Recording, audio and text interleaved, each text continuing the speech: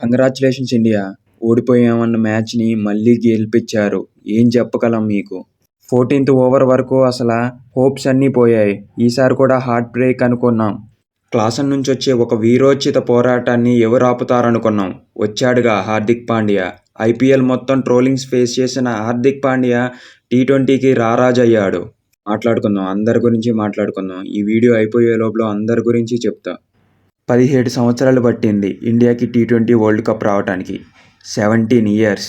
రోహిత్ శర్మ సేన మళ్లీ మన కలలను నెరవేర్చింది. ఏదో వీడియోకి వాయిస్ ఓవర్ ఇస్తున్నాననే గానీ నా చేతి నిండా గూస్ బంప్స్ వస్తున్నాయి. మాటంతా తడబడుతుంది సంతోషంతో. అసలు ఏం చెప్పగలం అసలు ఈ ఆట గురించి? 176 only highest score in T20 finals. Thank you India for greatest achievement. Recent టైమ్స్లో ఎక్కువగా ట్రోలింగ్ ఫేస్ చేసిన వాళ్ళే ఈ కప్పును తీసుకొచ్చారనడంలో ఏ సందేహం లేదు. మీరేమంటారో కామెంట్స్ రూపంలో తెలపండి. ఫస్ట్ 2 ఓవర్స్కే మన స్కోర్ 23 ఉండగా రోహిత్ శర్మ వికెట్ కోల్పోయిన ఇండియా చాలా నిరుత్సాహంతో ఉంది.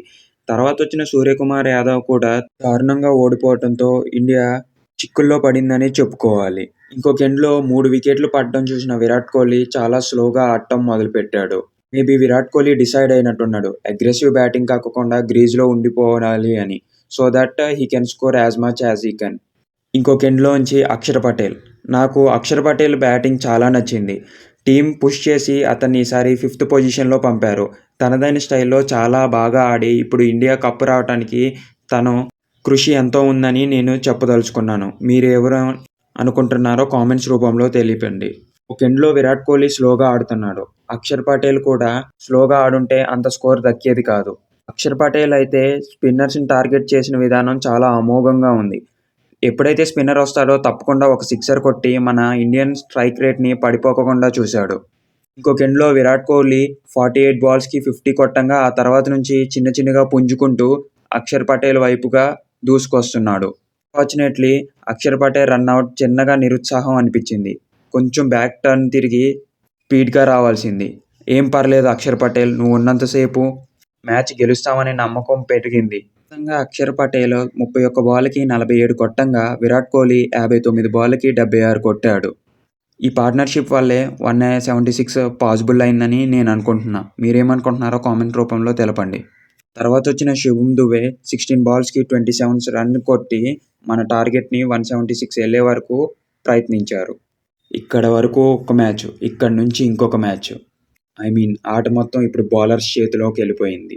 ఇప్పుడు మనం మాట్లాడుకునేది హార్దిక్ పాండ్యా గురించి. ఐపీఎల్ 2024లో జీటీని వదిలేసి ముంబై కెప్టెన్ అయిన హార్దిక్ పాండ్యాకు ట్రోలింగ్స్ తప్పలేదు.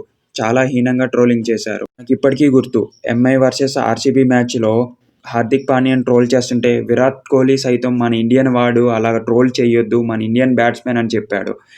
ఎందుకు చెప్పాడు ఇప్పుడు అర్థమైందా? అసలు ఈ గోట్ లేకపోతేనే ఇండియా ఫైనల్స్ వరకు రాదని నేను బల్లగుద్ది చెప్తా. తప్పుగా అనుకోకండి, కానీ ఇది fact. It's a real goat. Vikram movie fictional, Hardik Pandya is real. తన ఫ్యామిలీ డిస్టర్బెన్స్లో ఉన్నా కూడా తను ఇండియాకి కాంట్రిబ్యూట్ చేసి ఈ రేంజ్ వరకు తీసుకొచ్చాడు. Thank you Hardik Pandya. 3 వికెట్లు తీసుకున్నావు. కన్సిస్టెన్సీగా 6 మ్యాచ్ల్లో 50లు కొట్టావు. ఏం చెప్పగలం నీకు?